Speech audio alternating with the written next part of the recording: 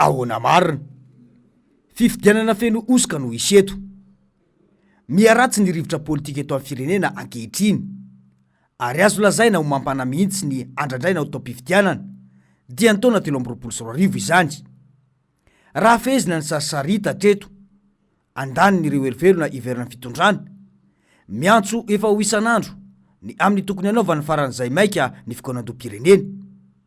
Ankilany ao anatin'ny fitondrana sy ireo mpiarady aminy mivetso lalandava fa miasa ny fitondrana ka tokony imasona ny fifidianana.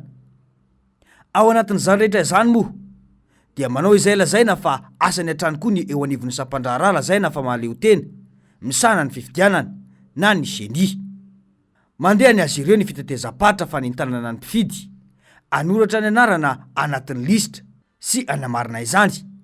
Nahatsatra kely indray aloha fa mila mpifidy hatrany amin'ny telo-tapitrisa ka isy ny fitsarana amin'ny teti-vohitra ho atao mba ho fanomezana kopia fahobe sy karapanondro fahobe.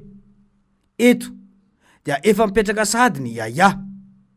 Ninonino mbara mantsy dia alatra sy osika no nisy tamin'ny fifidianana ny taona 2024 ka nahatonga ny Rajoelina hitantana ity firenena ity ankehitriny io.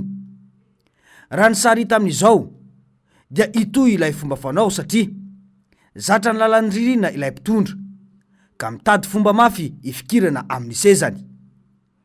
Eny amin'ny boriboritany fahadimy eny dia toy izao sahady no zava-misy ankehitriny. Ao anatin'ny fisafidianana ny atao hoe agent électoral sy ny fanendreny ireny ny agent recenseur na le mpanisa mpifidy na le fananganana le atao hoe CLRE amin'izao fotoana izao ny anivony ny fotony ny fokotany iny. Zavatra misy eny dia toerin'ny filoha-pokotany. Rehefa ohatra ka mamofopofona olona pomba na mpanara-diny filora valomanana na ahihina fotsiny izany voasafidin'ny seni na safidin'ny hafa ho andray an'izany andraiky izany azany toerana zany. Dia zao ny tena olana ao anatiny. Misy fangalana sary ihany fa volana vitsivitsy ny nanomboka. Maninona no alaina sary le vahoaka izay mety. Alaina sary dia mena 5,000. Dia asaina misolakanjo dia mena 5,000 indray. Mampiaya. Tsy efa misotra makany amin'ny resaka fanamboarana sanatria karapanondro fopla ve zany? Karapanondro tsy tena izy satria mety nisy sary tsy misy antony mihitsy. Le izy tsy hoe fidirana hiditra mpikambana TGV na mpikambana amin'izay vondron-drareo tsy izay mihitsy le izy a. Fa resaka hafahafa ampiasaina torina io rafitry ny RF2 io no rafim-pokotany io na ny rafitra tokony ho mpanisa mpifidy. Mazava izany solombavam-bahoaka no ao ambadik'io raha ny fanazavana. Miariary ankehitriny fa tsy ho fifidianana madio sy tsy ho misy osika mihitsy no hitranga eto. Miezaka miaro tena mafy moa ny genie izay mpikarakara ny fifidianana. Ninonina nefa ho ambaran'izy ireo dia tsy azo antoka io fifidianana izay ho karakarainy io. Raisintsika ohatra kaiky nilaza izy ireo fa izara tablety miisa 5,000 dia mipetraka ny fanontaniana hoe ahoana koa ary izany fomba fiasa izany? Tsy 5,000 io fotsiny mantsy no isan'ny fokotany rehetra manerana any Madagasikara fa miisa 2 alina raha ny isa azo farany. Dia iza zany no fokotany azo sy ampiasa ilay tablety? Dia iza ny fokotany anao ny asany amin'ny soratanana? Ain-dehibe pirenena sy zony vahoaka malagasy anefa no resaketo satria ny mba anaovana refonto na ny fanavoazana tanteraka ny listim-pifidianana no anton'izany. Ahina mafy ny isiny osika ary tsy maintsy isy zavatra isavoritaka amin'ireo antota taratasy izay ho angonina isaky ny distrika sy ny fokotany amin'ny listim-pifidy io.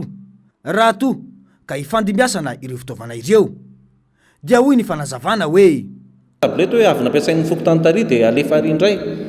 Manao ahoana amin'izay fotoana izay ny base de données enregistré ao anatin'ireny tablety ireny mety famadibadika arakaraky ny zava-misy zany.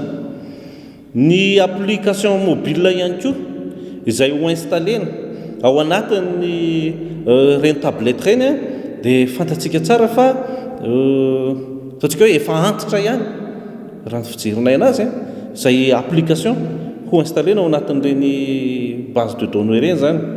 Mazava izany mametraka ny aiaingy amin'ny fikirakirana io fifidianana ataon'ny genie io avokoa ny antoko politika eto amin'ny firenena ary isan'izany ny antoko HVM sy ny antoko MMM.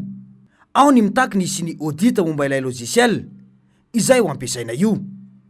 Ho iatrany mantsy ny fanazavana hoe io plateforme izay ho ampiasaina io dia fantatsika tsara fa plateforme efa nampiasaina tamin'ny fifidianana tamin'ny taona 2024 zay zany ny zavatra anankiray tsara mariana zay a dia fantatsika tsara hoe nanahoana ny tsy fahatombanana zany liste électorale tamin'ny taona 2024 zany ny teknôlôjia izay ho ampiasaina dia efa antitra hoe ateo ohatra zany zao hoe ny fampiasana n'le oracle 11 sy ny PHP 7 reny zany a zavatra efa ely zany efa zavatra efa ancien zany a izany teknôlôjia ho ampiasaina zany efa teknôlôjia ancienne dia ho zay hoe anahoana zany ny sécurité ny données à tout niveau manaraka an'izay koa eo amin'ny compétence technique des ressources humaines au niveau an'ny CID ampy ve tena manana an'ilay compétence ve reny a membre ancienny eny fotony reny amin'ny fampiasana ny teknôlôjia indrindrindrindra fa eo amin'ny resaka sécurisation de système zany mila jereny zany a zany zavatra zany fa tsy hoe alefa fotsiny a ohatra n'izay le izy misy risque vokatra zany raha ireo anako zavatra reo tanisako teo reo fotsiny no resahako a tsy mbola miditra amin'ny atsipriany aho a misy risque io satria mety isy fay eo amin'ny sécurité ana base de données zany sécurité de données ary mety azo atao tsara ny manao modification izay tsy ahitana trasy an'ireo données reo possible zany zavatra zany a raha ireo logiciel reo a mazava amintsika rehetra angamba ny nambaradeo izay azadino fa olony fitondrana ankehitriny avokoa no mandrafitra ny genisy ny HCC ankehitriny io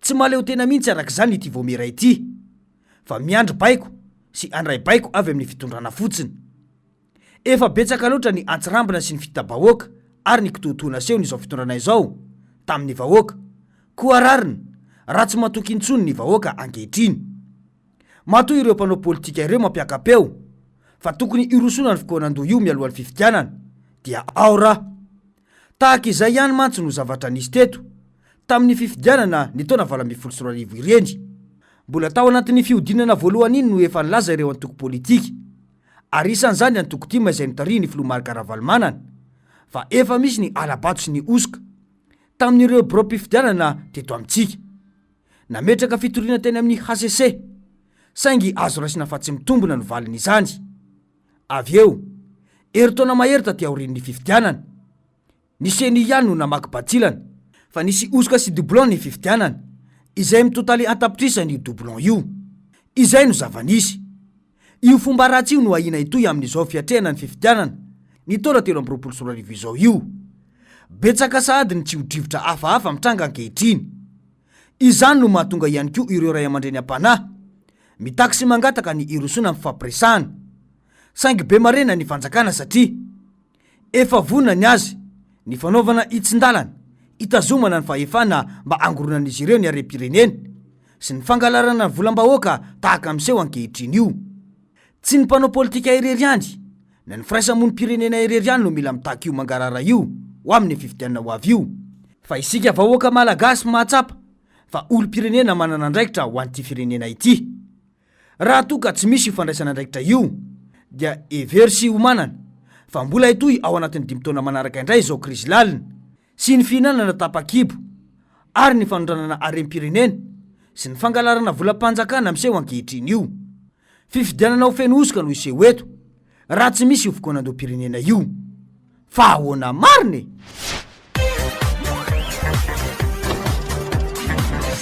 ahoana mariny